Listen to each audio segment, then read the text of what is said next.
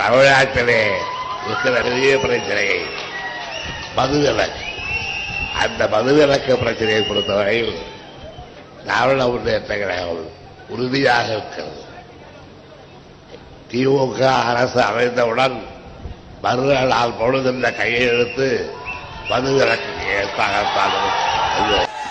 கழக ஆட்சி பொறுப்பேற்றதும் தலைவர் கலைஞருடைய முதல் கையெழுத்து இந்த மதுவிலக்குரிய சட்டம் தான் என்பதை நீங்க பெருமையோடு தெரிவிக்க விரும்புகிறேன். என்ன கேட்டாங்க? மக்கள் கேட்டார்கள், டாஸ்மாக் கடைகளை மூடுங்கள். தமிழ்நாட்டில் இருக்கக்கூடிய அத்தனை குடும்பங்களும் அழிந்து கொண்டிருக்கிறது.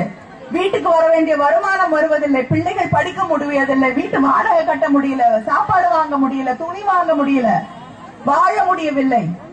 எத்தனை இளைஞர்கள் பாதிக்கப்பட்டு உயிரிழக்கக்கூடிய நிலை.